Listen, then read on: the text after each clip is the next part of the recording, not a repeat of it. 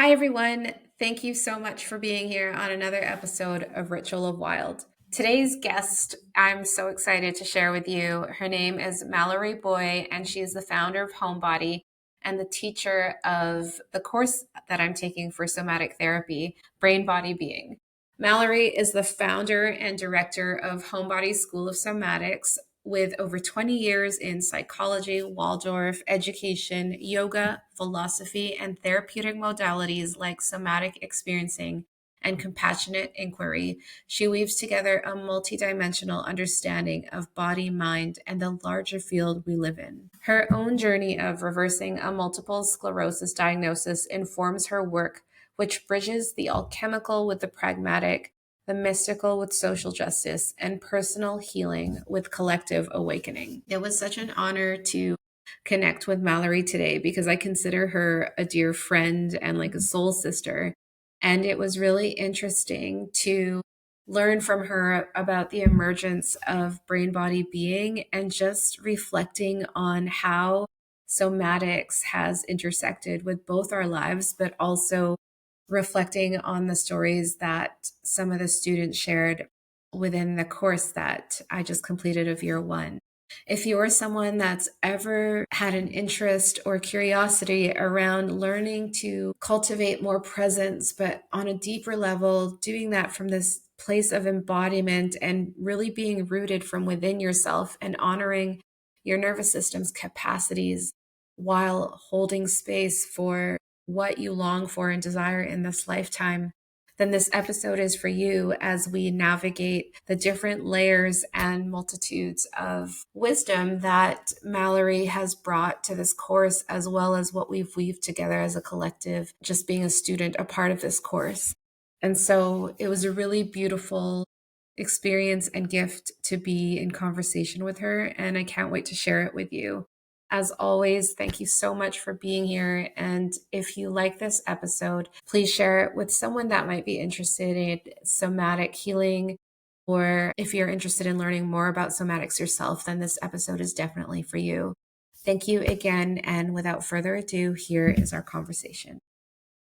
Hi, everyone. Welcome to another episode of Ritual of Wild. I am so honored and excited to be sitting here with my friend, my teacher, my soul sister, Mallorie Buoy, who is the founder of Brain, Body, Being, and Homebody Healing, which is a part of the clinical somatics education course that I'm currently in. And I'm so excited to be with you, Mallorie. Welcome to Ritual of Wild.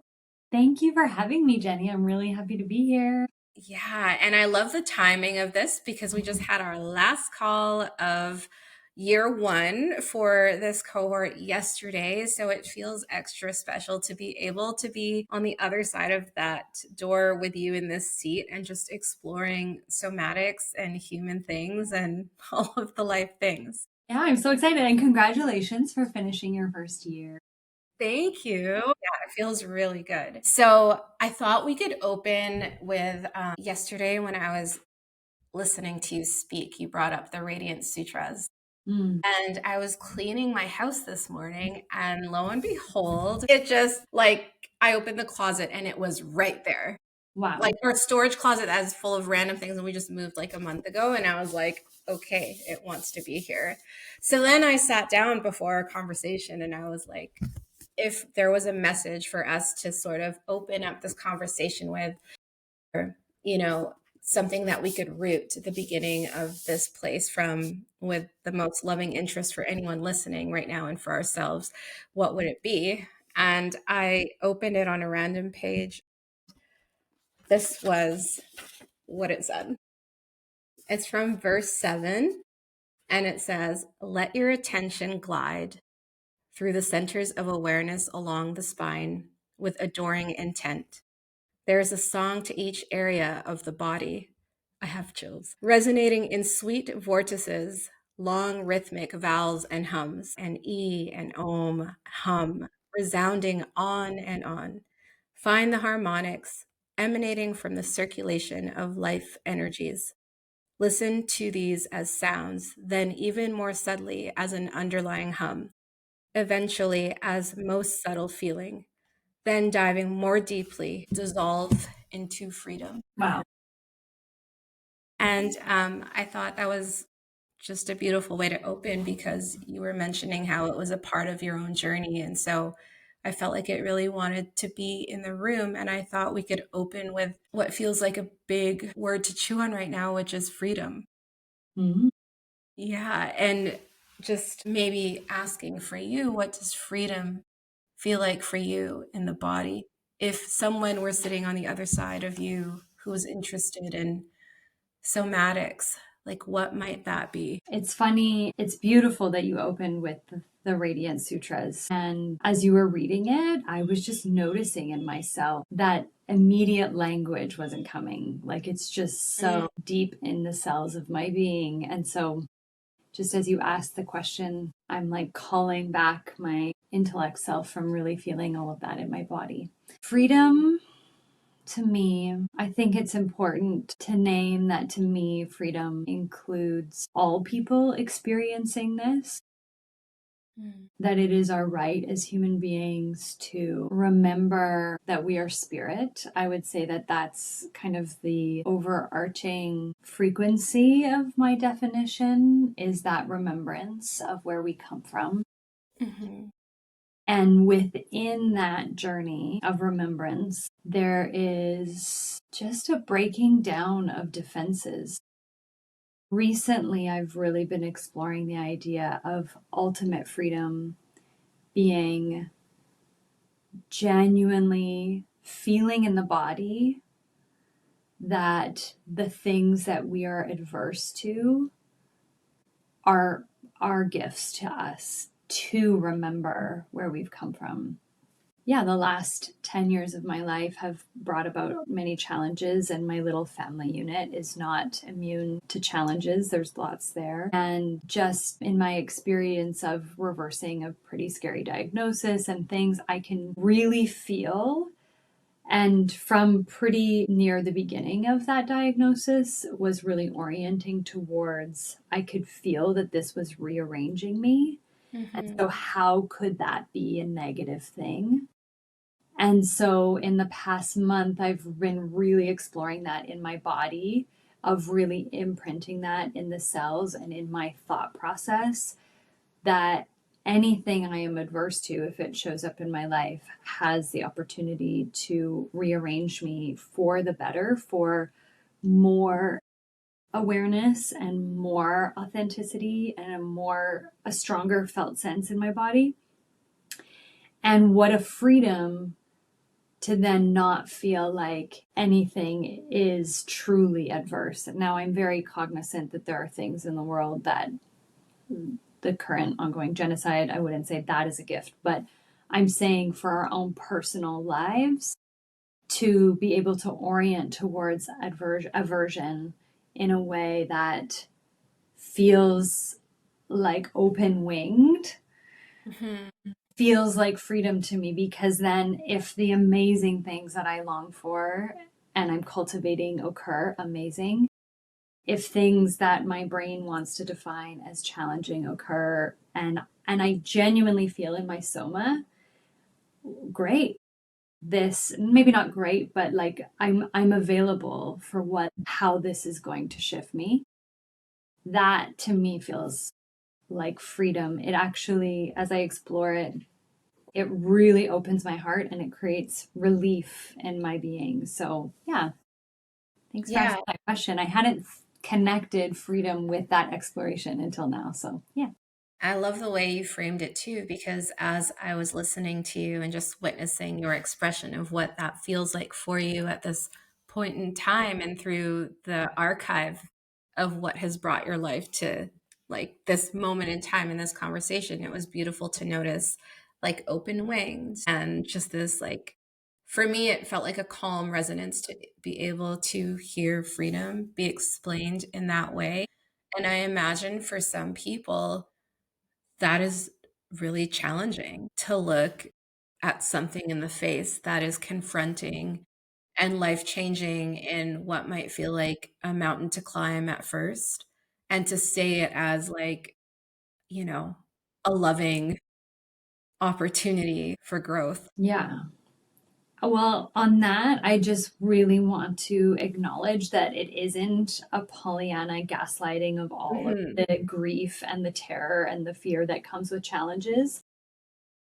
It actually it required and requires of me to go so deeply into myself, very, very through any intensity of how the experience might be showing up to uncover that. It's not this easy thing of like, cool, like this big challenge, I'm going to grow. It's a very deeply oriented experience that can hold both things. I can acknowledge, and this is the beautiful thing about somatics, is that it allows you and teaches you to hold that I am afraid or this is deeply unpleasurable. And also, I can feel how this has changed the direction and course of my existence. So, both of those things can be true, which then, if it doesn't eliminate the aversion, then it at least makes it more complex. And then there's just more freedom in that inherently, also. Yeah. Somatics. Let's go there. So we dive deeper in, and something that we talked about yesterday was what has changed in our life in this first year throughout the course. And I can speak on my own behalf, but just feeling how your teaching and somatics and just the different pathways it opened up, and not just through brain body being, but just like deepening into the curiosity and wonder that I had around it through other teachers, but like more rooted from you as a foundation, as my experience in somatics. But yeah, it was really cool to feel like what Haley says, loving myself whole instead of to pieces, and just allowing my whole humanity to be present, and knowing that there's no part of me that I need to shelf or fragment in order to be worthy or feel love that I inherently know is available to me right now. And it sounds, I don't know, sometimes I feel like it could sound like esoteric jargon, but when you're actually in the seat of what that feels like, it's a whole other experience, because I don't know, it just feels like space to be me and all my weirdness, you know? That sounds like freedom. I mean, that's the thing about somatics is that it's sometimes, I would say most language around it can sound like jargon, but that's the beauty. And what I really try to teach is the felt sense of something in the body Yeah. just holds its own definition. It's just like that wholeness that you speak of. What a birthright. Just when you were speaking, and I feel this often, but I just think that it's so devastating that we exist and are raised in a world that teaches us that fragmentation so intently, Yeah. so implicitly, I would say, but focused. Anyways, as you were speaking, I could just feel the weight of that in my body, but just also like how incredibly, like, what an incredible life. There's this quote that I'm thinking of right now that's, you have very, very, very good karma in your life if you even desire to know God. And I Mhm. feel that way about what you just said, where it's like you have unbelievable, not just you, but anyone who gets to feel that, where they come back into the wholeness of themselves. Like, Yeah. what a miracle. It's like the idea and manifestation is that we get the money and the partner and the love and all that we want, but to me it's like you felt in your body what it was like to go to experience fragmentation to wholeness, and you took Mhm. yourself through that journey through practices. Like, that to me is the lottery win of life. Yeah. Yeah, it's embodying what we're learning, which is Yeah. different from like just taking a course and teaching from theory without having the space to integrate. And what I'll say about this course is it's been really nice to go slow and like truly feeling the honoring of our own personal cadence as we move through it, which I found, yeah, it's so interesting because it was different for everybody, but it was certainly what I loved about it is it wasn't just, I find like in the health and wellness world, there can be a lot of love and light, but it's like, this was not this, there was a lot of like opening and fracturing in a way that brought me back to center in this year of exploring brain body being. But what I loved about the way you teach is I sincerely witnessed and could feel like everyone was welcome whole. That even in the discomfort of some of what was expressing in the moment, because obviously when you're going deep into this work, it's going to bring stuff up. And we have like, I have friends from all over the world now through this cohort. And it was just really interesting to notice like the different backgrounds and different places in the world they were coming from, and then just welcoming it all there and being able to like really honor and move through it together. And beyond love and light, it was actually it was like some of it was heavy, Mm-hmm. but we were like supporting each other through it. So it's nice. It's refreshing. Yeah, absolutely. I mean, the love and light aspects of spirituality emerge from genuine attunement. And that's the difference. Like one version of spirituality is just kind of like wrap this package around your experience, and somatics in combination with spirituality is like deeply emergent, like turning inside out journey. And yeah, just as you're speaking, I can really feel that. And I feel really excited about, yeah, I mean, the word emergence is really coming to me really strongly right now. Just this sense of, so when you go from a personality that is largely scaffolded by developmental strategies, and we have this longing to return to who we truly are, that just requires that scaffolding needs to come down piece by Mhm. piece. And we can't love and light our way through that. Yeah. It is a matter of every single, I like the word you use, fracturing, every single fracture and like disintegration of one pillar of that scaffolding. That is a strategy that I learned when I was so young in order to stay safe. All of that needs to come down. And that's how we've related to our world. So we actually think we are our strategies. And so then suddenly who I relate to and what I relate to shifts in accordance with my true authentic self emerging from that scaffolding. And it is a painful, excruciating, stunning rebirth. And it is a longer, like the beautiful thing about somatics is that it's really titrated. So you feel that over the course of a year, but then even more so, your being allows you to go deeper over the course of a lifetime. But yeah, that's what I was just.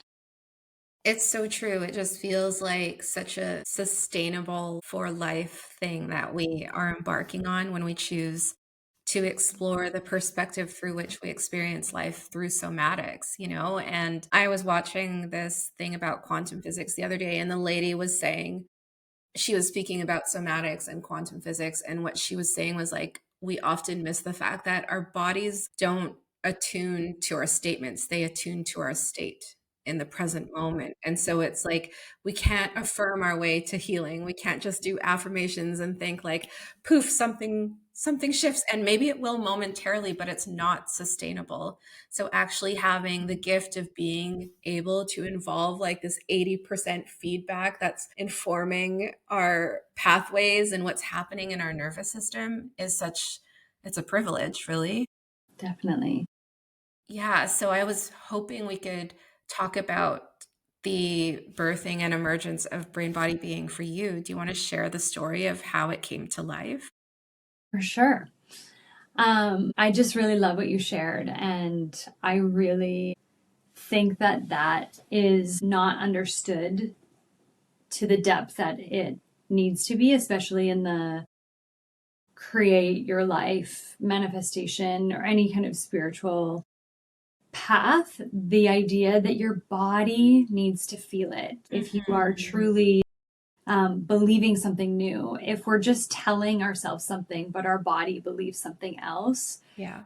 it's like we're just, we're wearing a certain set of glasses and then, we're tricking ourselves by thinking we've put a new one on by, I don't know, putting a Mhm. sticker on it or something. but the same glasses remain. And so this process of utilizing somatics and working with paradigm and so our belief, our perceptions, our expectations is really how the body starts to believe something new, even if you don't have a lot of evidence for it. So I just really love that. And I want that to be more known in the space of transformation and really and healing our nervous systems and creating our lives. Yeah. Okay, brain body being, the emergence of that. I have been in the spiritual kind of yoga teaching world for a really long time, almost 20 years now. And pretty quickly I started teaching in yoga teacher trainings, and then I was teaching retreats and was a school teacher, and I took psychology and education in university. And all of that was great and was kind of forming what I was doing in the world. And then my foster sister, so my family fostered many children when I was growing up, and one of them became my sister, my beloved on this earth, and she moved in with me. She's 10 years younger than me. She moved in with me, and then her friend, who I had known for about 5 years at the time, moved in shortly after. And I became an adoptive parent and full-time caregiver basically overnight at 31 years old, and in very complex circumstances. So without sharing too much of their story, they're both Indigenous and grew up in challenging circumstances, foster care, and so on. Experienced fetal alcohol spectrum disorder, and then a lot of comorbid disabilities and mental health challenges, including substance use disorder. So the complexities of navigating a healthy family existence with two young adults in my life and really enriching their lives and then them mine just really reoriented my brain a lot. I've been in this world immersed in circumstances like this my whole life because Janie's been in my life forever and her family and so on. But just living, like just being so immersed in it, it just really broke down a lot of the spiritual practices that I had become quite close to. Because if a practice couldn't hold its weight to the extent of the trauma that I was navigating on a daily basis, both from my kids, but then also I started to experience a bit of trauma from some of the circumstances that were arising. And if spiritual practice could not kind of hold what was going on, it just sort of fell to the wayside. And what really stood was just like a direct line between me and creator, and not just, but just for me, it was kind of more like no fluff. It was just prayer and connection through Sweat Lodge, which I brought the kids to a lot. And just a lot of like connection with friends started to feel really deep, and connection with nature, and just really deepening my own studies in the way of trauma, the nervous system, and then spirituality, but from a deep place of research and physics. And after about 5 years, what started to piece together was some of what I had done in my former life pre-parenting, but with this, I had at that point done my trauma therapy training, somatic experience training, really became official as a clinical somatic educator. And that combined with a much deeper exploration into spirituality, where it was like, okay, you can say whatever that spiritual teaching is, but how do I locate that in my body, in my life, how it applies to these humans that have so many challenges, my kids. And all of that just kind of formulated into into a course that was initially a year long. And then we applied for it to become accredited somatic therapist and educator training. And that catalyzed us to develop it as a 2-year, 500-hour program. So it's registered with as ISMETA. Yeah, that's what I'll say for now. There's so much that I could say about it, but that's kind of the inception of it. Yeah. Thank you for sharing that with me and just giving me, I guess, the summary of, because I've heard a different, like deeper versions of it in our course, of course. So it was really beautiful to hear how, like, what I envision when you're speaking is like these connecting dots, and how we always kind of obsess over the dot, dot, dot, because there's so much unknown. There's so much where like we're being invited to trust and have faith. And something that stands out for me that you said so beautifully is, how do I locate all of this within myself? And just hearing your story, and maybe not perhaps imagining like 10 years ago when this, your path started being embarked on, but not having any clue that it would lead to this, I would think, I would assume, and I could be wrong, but just how that unfolded, and just, I imagine it would have been very challenging at times, you know, coming to an intersect of like what is going on, and also this direct line with this power beyond me is calling me to shape this into something else, and perhaps it is shaping me into something else. Like, how do you locate all of that in yourself and then create this beautiful course that has like rippled out and impacted so many and will continue to even after you teach it? You know, Mm. it's just like, I don't know. I just am blown away with the way life the way I experience life through somatics and this course. So even a story like that, which is so beautiful, and thank you for sharing that, just for me is like, it's so cool to Yeah. witness, and just like to be on the other side of something that you started years ago. Like, we didn't know we would meet. We didn't know we'd have this conversation, but like, doesn't that blow your mind a little bit? Oh my gosh, it blows my mind when everyone was sharing about their journey through the course in the last year. I'm constantly floored. Like, it's Yes. just spirit is doing its thing. Like, I'm just like, oh my God, it's amazing. I mean, something that in hindsight feels really cool, that's really clear as you reflect to me, your response to sharing about the inception of it. Like, it's just really, um, it's kind of blowing my mind that as Jamie and Cody moved in with me, I started to let go of how my days needed to look. It was really a very deep unwinding. Hmm. And as much as it was really challenging, because we're talking like really challenging mental health challenges and overdose, like it was very challenging. But at the same time, it was so deeply healing because the focus was so predominantly on having a good day. So, like, it just became less of that dot to dot to dot.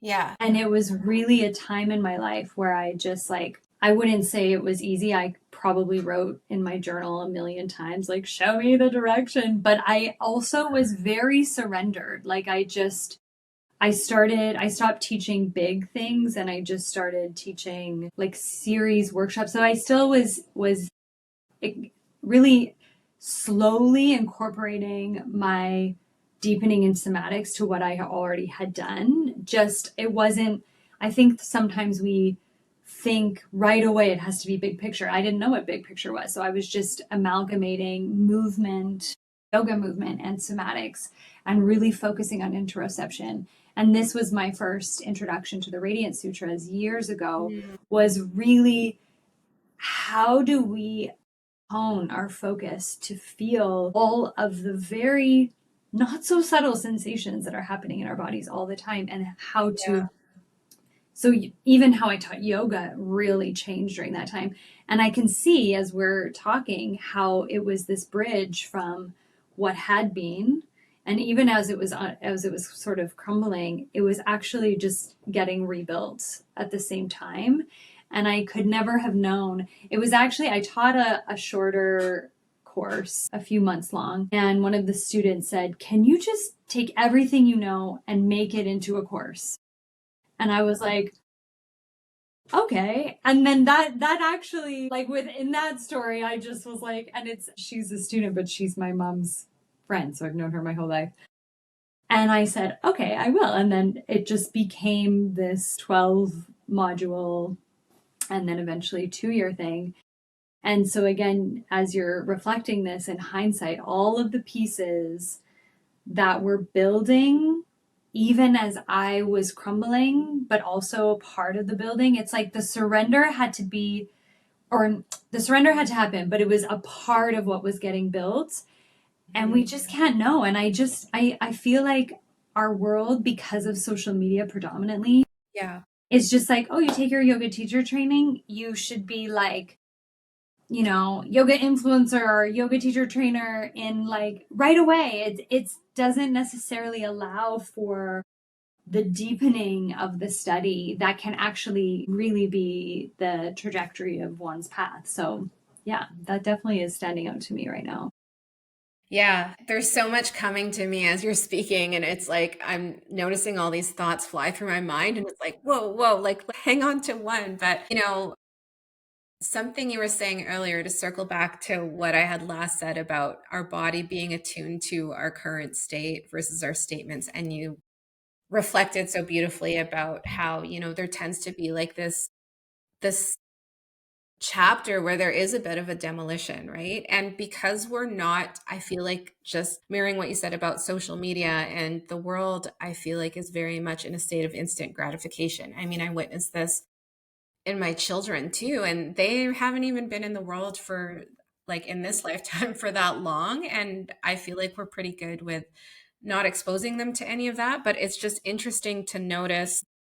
I mean, they're young. They still have to learn patience and all that. With instant gratification, we don't understand that that is a part of the journey and not apart from it. This sense of like, oh my God, everything feels like it's crumbling. But if you were to materialize it and visibly see it, you might just be okay with it. Like when someone wants to renovate their home and they're like, great, we're going to knock down walls, we're going to get rid of furniture and do a demolition. But it's satisfying because you can see the steps ahead of you as it's taking place. But with somatics, and when it's an internal shift, it's so slow, but fast. Like it's really interesting, and it's deeply felt like in the bones in my cells, and like not just me, but like work has connected me deeply with my lineage, like my maternal line, just the ancestry from my culture. And it's just been really interesting to feel that level of connection from an inside place versus something needing to take place outside of me, to know that this degree of connection and depth can be so felt and so acknowledged from inside myself at any point in time as a series of like dots, and maybe those dots represent choices and people and places and timing that isn't up to us. But all this to say is I feel like it's like it brings you back home to yourself, Mm-hmm. you know? Oh, I know. And the beautiful thing about somatics, it's a slower journey because it's so attuned, and like the word we use is titrated, which is ultimately kind of means move slowly towards. And as you said, it's fast because the example I give is like the earth is moving all the time and we don't feel it until there's a seismic shift. And somatics and spirituality both have this quality where there's all this stuff moving and then these seismic shifts occur. And the beautiful thing about somatics is that it attunes us to the earth moving though under. So even if it's a while before we, really see tangible, like really tangible shifts in our exterior life, the interiority changes in such a felt way that we're really guided by the fact that we feel different, even if things aren't showing us, we're not given evidence of that quite yet. So that's the beautiful thing about somatics. But one thing I wanted to reflect on, there was something that you said just about instant gratification. Mhm. I honestly believe that as a felt sense is one of the things that challenges humans the most. And I don't know if I'd always label it exactly that. I mean, you can define it as instant gratification, but it is the felt sense of the body looking outside of the present moment and feeling some level of like incompletion Mm-hmm. and feeling like there's some kind of timeline for the proof that I am worthy, successful, gonna be okay. Yeah. And it's really, I think, if we're thinking of our lives being made up of moments that make up days, that frequency is one of the things that I think sabotages our true living of this life the most, is just this felt sense that this felt sense of incompletion until, Mm-hmm. and we want to fill that hole of that felt sense of incompletion so deeply that we want that thing to fill it as quickly as possible, and we don't allow for so many necessary factors that want to be present in our day to day. We don't allow them to like coexist in our experience, and so many stay talking head, and that's like just this half life, Yeah. quarter life, because it's just so in the mind. And so the felt sense of longing for something and actually trusting that it's going to come to you in the way that it's meant to is so deeply satiating. That might be another definition of freedom. It's just like that felt sense of certainty that this is spiritual jargon. So, and I never say this, so I don't know what's coming to me, but really what's meant for you is yours. But like the more, yeah, I never say those words. So I would say more, to be more attuned, is like our authentic self is like a puzzle piece to all of the things that we are longing for. Mm. And we're trying to fit our developmental strategy puzzle pieces into the puzzle pieces of our longed for lives. And then the instant gratification is making us, when you're trying to finish a puzzle and you're like, whatever, these two pieces like must fit. That's like what we're doing with the instant gratification desire, with this felt sense of like, I long to complete myself. But somatics undoes all of that and slows us down, releases those strategies. We emerge as our true self, and there's just a magnetization, because Mm-hmm. that life it's a perfect fit to who we truly are. And trusting not what's meant for you is yours, but really trusting that that is actually the inherent cosmological process, is what I aim to teach in somatic. Yeah. And hearing what you just said and reflecting back on listening to all the students speak yesterday, what I find to be so just like this symphony of beauty from the weaving of everyone that was there, but how we all came to be. Like, I just find somatics, I could speak for myself here, but it found me when I needed, like when I was ready to receive it in the way that I have received it in this moment, in this iteration, this season of my life. And it just, I don't think, because I've always wanted to learn something like this that was a blend of mysticism and spirituality and science, and learning how to understand what is happening inside my body as I'm experiencing these things. And I'm only at the beginning. Like, I know there's so much more to learn and integrate.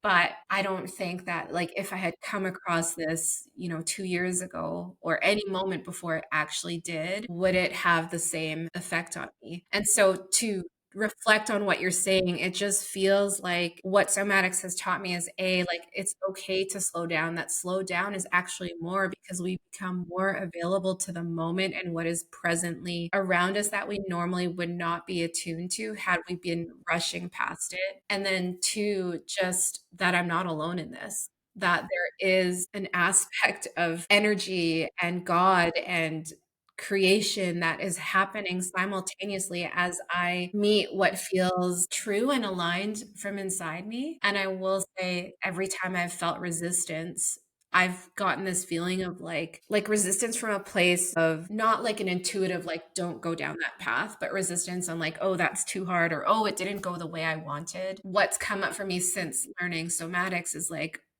who am I to think that this is the best probable outcome? Like, what if there is something actually better than this and it actually makes life way more fun and way more interesting and exciting? Because it's like we are all creating something here together.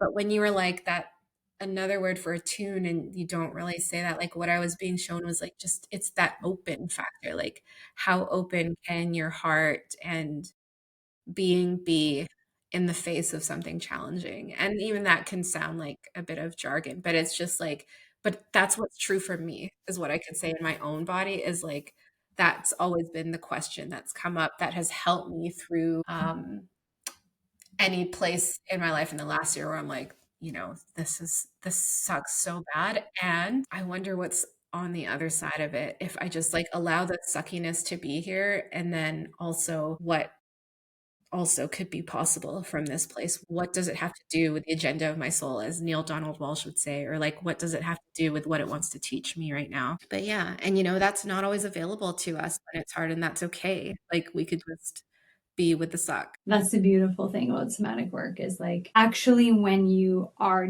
deeply with the sucking of it, how much this is horrible and we blend with that, it's called. It actually allows for what I would say is, yes, possibility for what's on the other side of it, but what's showing up more and more for me in my life is what's right within it. Mm-hmm. So much of it's so interesting because the very gems that we're looking for, I think spiritually and from a wealth and health perspective and the love perspective, we think is on the other side of something that shouldn't have happened. It's actually right in it. That's where it unravels. It's like, Yeah. that's where you find like that perfect puzzle piece emerges, is like, I teach about possibilities. So yes, there is an orientation to feeling hope that this challenge is indeed for my benefit or my growth. But more and more, I'm noticing that, and this is where the Radiant Sutras is really coming in. Mm-hmm. The luminosity of, there isn't just luminosity in what feels good. Yeah. There is depth and radiance in the very pulse of life that is inherent to everything. And that's where it no longer becomes something I wanted to happen, something I didn't want to. It no longer has definitions like that. It's just life revealing itself. And then suddenly, not suddenly, it's like over time, but there is a sudden kind of emergence over time of practicing this, where the compass that we have that's towards like, I want this kind of love and I want this kind of house and this kind of life and this kind of career, it just stops doing that. Mm-hmm. Because if you're not, and this goes back to that very beginning, but like if you're not only not afraid of the thing that shouldn't have happened, but you actually see that as, I mean, every single movie almost is about going into that thing and finding, like, excavating some kind of treasure. And I've been in the spiritual world for almost 20 years, and I can tell you that what we are looking for resides in that which we perceive as suffering. Not that it doesn't reside in everything else, but it's like if we can really go deep into an experience and shapeshift within it, which is something else that kind of requires its own discussion, but like really allow ourselves to morph within that, that is where everything we are looking for resides. And then the materiality of it, the love, that it just magnetizes to us because we have just found it in our own cathedral that is like right here. Yeah. As you're saying that, something that I was hearing in my frequency was something we talked about in person before, where we had dinner at East is East, and we were talking about like, why would we want something we already have? Like, and yet, see, I have this felt sense that like, and I write about this, but that like everything that is and ever will be and that was is like, it's all here now. Now, it's easy for me to conceptualize that and say that. And I'm not saying it's easy for people to grasp, because for me, I get fleeting moments of like I could feel that. I can feel what my I don't know what my intuition means when it's presenting that to me, but I guess I'm asking for you, like, how might you share that with someone that's like, what do you mean? Why would we want what we already have? Because in the field, it's all here now, right? So, if anyone's listening to this and maybe they're not familiar with the field or quantum or somatics, like how might you explain that in a digestible way? No big deal. I thought we were going to talk about, anyways, if we're going all the way to the quantum, I mean, in an elevator 30-second pitch sort of way, the quantum is the ocean in which we are swimming. So it is an energetic fields full of waves or frequencies, and everything that has ever been thought, believed in, expected, perceived, desired, experienced exists as a wave of potentiality in the field. Mm-hmm. And we know that, like physics knows, that wave and particle one is no more real than the other. So we experience form as real and potentiality but according to physics, that wave potentiality is actually just as real as the particle form. It's just that I am observing a particular wave over and over again, and I'm continuing to be validated over and over again by this form is what is real. And this is all it required for me, somatics, to really implement and apply that knowledge. It's one thing to learn it and be like, wow, but to teach yourself how to observe new potentialities when your life has given you certain evidence according to your default observation. And so when I say observation, it's what we believe, think, perceive, and expect and think. Anyways, all those things, what we know to be true in our own paradigm, that's hard to do. So the practice of somatics, in my mind, is imperative to practicing spirituality, because we can slowly teach our body to genuinely believe in something else, even if I have. Mm-hmm. And then the idea that this is a teaching from spirituality, mysticism, is that what you believe you have already is. How we would say that in kind of paradigmatic somatic speak is what I know in my paradigm, how I perceive the world and what I believe about it and what I expect is what I experience. And so the idea is, if I believe I'm abundant, then I will be abundant. But so many people are just, being like, I'm abundant.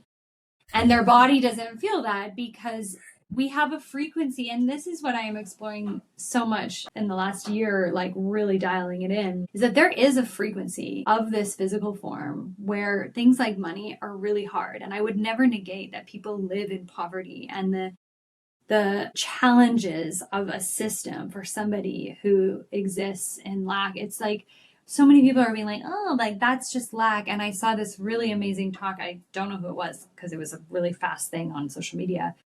But this man was really challenging an entrepreneur in the UK, being like, don't just tell these, like the poverty gap in the UK is really extreme, as it always has been, but it's really bad right now. And he's like, don't just tell these young people growing up in this to become more entrepreneurial. And I would say to that, don't just tell these kids it's lack mentality. Mm-hmm. It's so much deeper than that.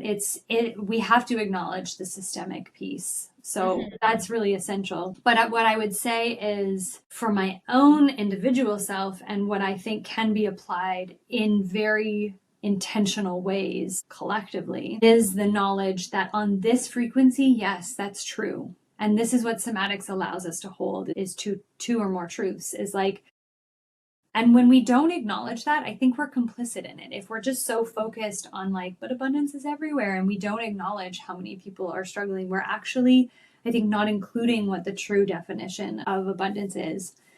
But really honoring that allows us to hold another possibility, and that is our inherent existence is abundant. Mm-hmm. And a meditation that I've been doing recently is imagining, just letting, it's usually things that I've come across in my day, but it can be anything.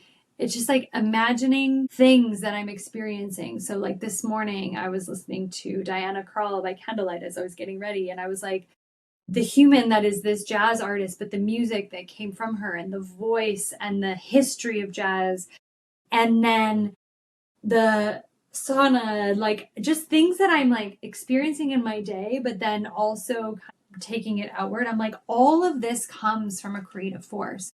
So like we're humans that we forget that like Mm, this wall, this table, this child, this self, this body, all of this grew from, I'm going to say nothing, not from an idea, from a conception. A mm-hmm. mother, a birthing human, yes, needs to do certain things to take care of the body, but the baby, the infant grows. The mother isn't planning out its okay, now it's time for the heart. It's just growing. It's so innate. And there's this creative force. That is the frequency of abundance in the field. That Yeah. when we know that that's what we're swimming in, that level of creative potentiality, and we feel so filled up by it, that is the frequency in which resources flow more freely.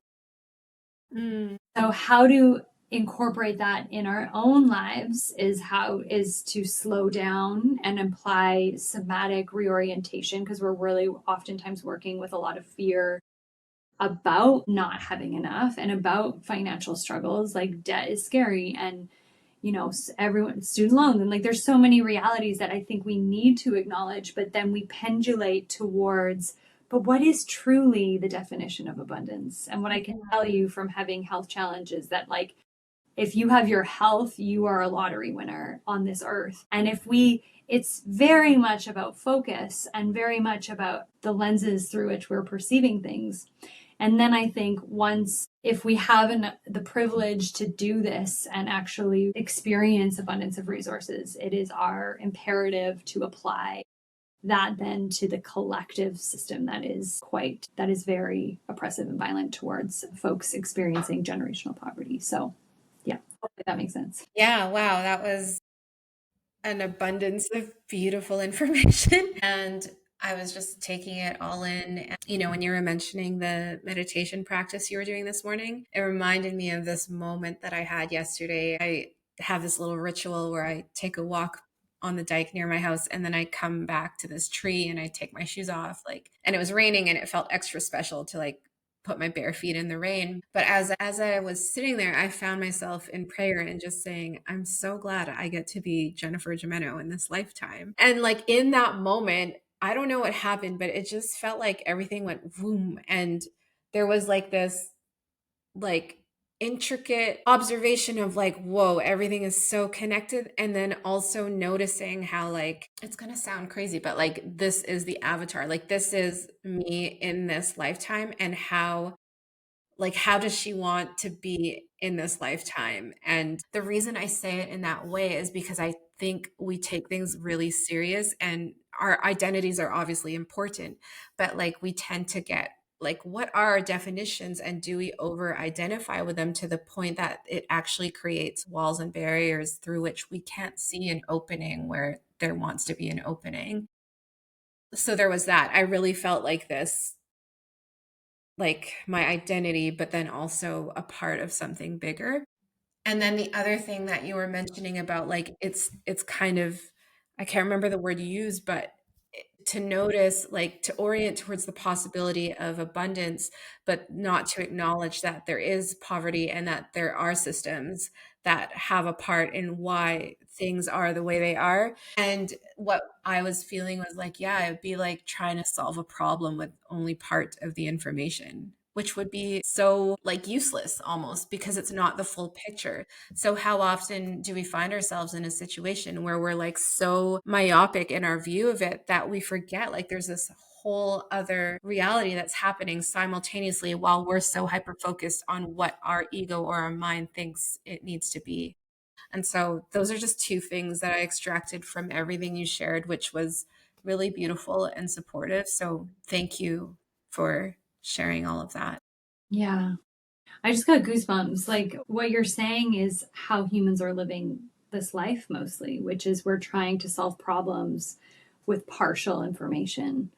And I think of incomplete mathematical equations, or the example I give is let's say you were given a job, and it's let's say the world shrunk down to one tower, one building, And everyone in this building was like, okay, do these tasks, but was given 1% of the information. And Yeah. then working your butt off to try and complete the task as best you can.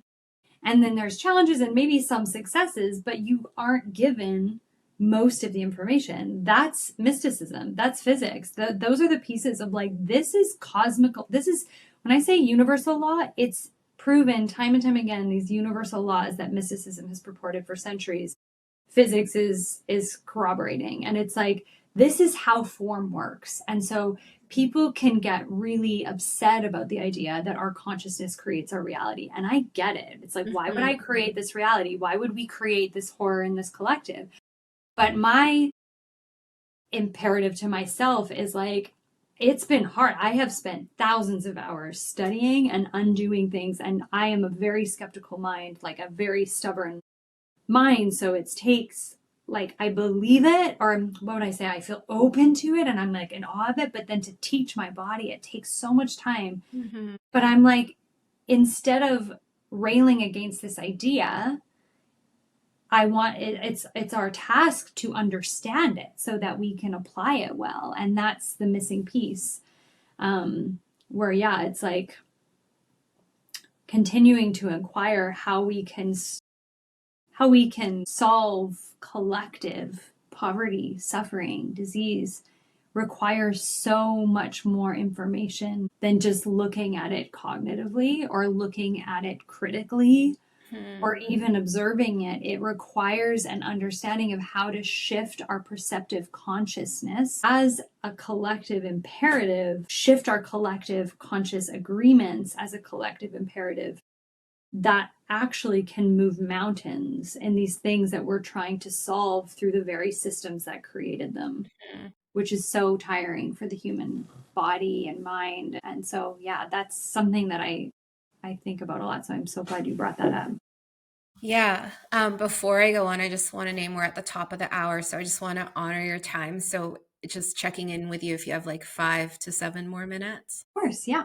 Okay. And just to continue to riff off of what you last said, I mean, this deserves its own conversation, but like it makes me think of the capacities within our nervous system. Like, what can we currently hold as a reality, right? If you're someone that grew up with a scarcity mindset, for example, and this is like different from poverty and living on the streets, and there's different layers and degrees to that. But if you want to call in like abundant months, 10K months, for example, it's not enough to think of it through the talking head or affirm your way through it. But like, as my own experience, it's just like my nervous system did not know how to hold that.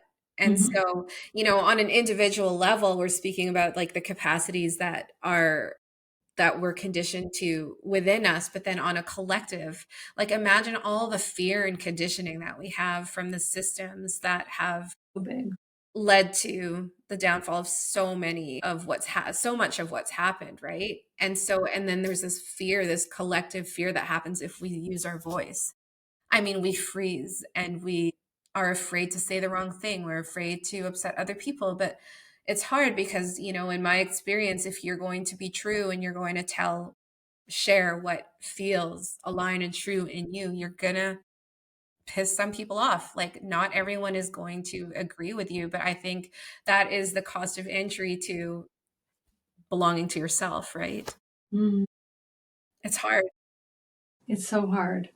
And I think you've named like a really pivotal triangulation where there's the reality I've experienced, expanding my nervous system capacity, but then there's this aspect which I think is a part of it, but this aspect of like gaining capacity, what this idea of expanding abundant resources on a month-to-month basis. Let's just say that. Something that I would like, a practice that I think is so effective is getting really clear on that which you are longing for. Mm. Understanding that Cosmos knows that. This is not like a hidden trick, like where we have to, like, they know, the creator knows.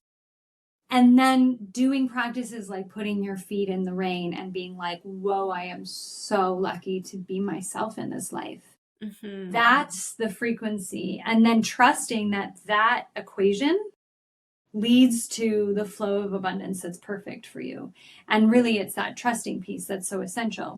But then there's another aspect to that practice, and that is our relationship to other. And that's something that I think, even if people get that equation so correct, the door stopper in that flow is being seen, being judged by another person. Really letting that go either requires extreme suffering, which I don't recommend, but works. Or something that is really helpful is really, if you find that there's someone online that you find off-putting or judgmental towards it, take it in. Just really rework your own lens of how you are critiquing the world, and just like receive and just notice and really dial down our own judgmental gaze. And then it actually really rewrites the experience that we have of being afraid of the judgment, because we are taking in that dialed down, like that acceptance for ourselves as well. I don't mean to say don't think critically about what people are saying. There are definitely people in the social media space, in the all spaces, saying harmful things, but just really noticing if we're judging people is cringe, and just celebrating that people are using their voice, whether or not we resonate with it, is like, I think, really powerful for us to undo that part of the equation as well. Yeah.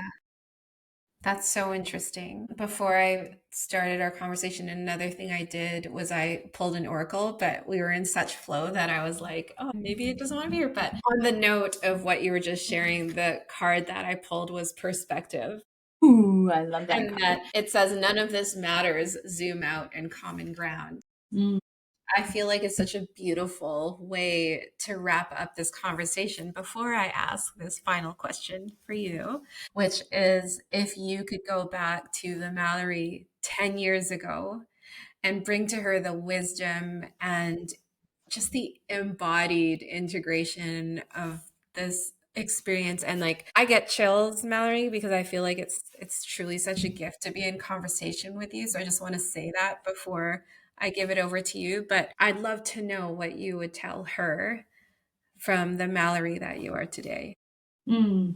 Well, I just want to say I love you so much. And so, yeah, being in conversation is so fun Hmm. and such a gift. Yeah, I love you. Okay. Honestly, Hmm. oh, there's so many things that I might share with her, but the biggest thing is, for 5 years, I had really challenging health experiences, and they rearranged me in the way that like the wellspring of my life is within me now. And I really can see. So a teacher that I love is Seth, who is channeled through Jane Roberts. And Seth says that the psyche creates the body, and the psyche, being in relationship with the soul, programmed illness. I don't know if he uses that word. So I would say is aware of the illness and utilizes the illness to set the person on a different trajectory.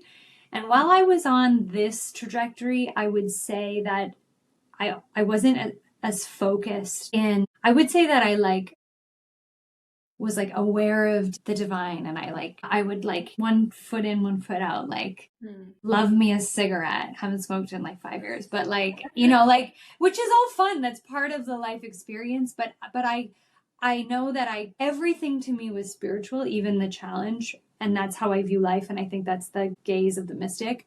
But I could be casual about it. And the illnesses had me lock in ways that taught me about my spirit self that nothing else would have done.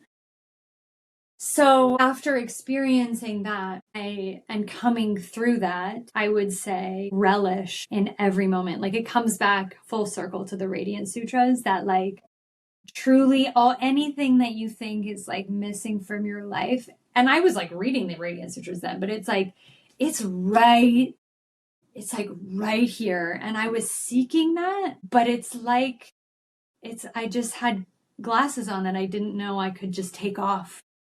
I didn't know that. I thought that I needed this this in order to feel like stable or something, and I just see now that I had everything I could have ever needed in that moment. And while I part of me knew that, I for a long time had this kind of antennae towards like what are the pieces that are missing, and just like I would hold her and be like, it's you have it all right here, and go through however many somatic practices needed to have her know that. That is really beautiful to receive what you would have shared with her. So thank you for your time and your presence and your energy and your teachings. I would love for you to just share how everyone can connect with you and that you are launching another cohort of Brain Body Being in January, I believe, but I'll let you share that information, just how people can find you and learn from you if they choose to. Yeah, thanks, Jenny. So our website is homebody.healing.org. Sorry, homebodyhealing.org. And then Instagram is homebody.healing. Our business is actually just called Homebody, but the name of that online was taken. So look up Homebody Healing and we'll be there. And then Brain Body Being is 2-year clinical somatic educator and therapy training. It's fully accredited by the International Somatic Governing Board, ISMETA. And we launched a new cohort in August. The course starts January 2006, and I'm so excited about it. So you can find all the information on our website or on Instagram. And yeah, it's definitely my greatest blessing to be able to facilitate that. So thanks for letting me share about it. Yeah. Well, thank you again for being here. And we'll share all of those things in the show notes on how to connect with you. And this was so much fun. It's so Always. fun. Yeah, you're the best. Okay. Thank Okay. you. Bye, Bye. Jenny.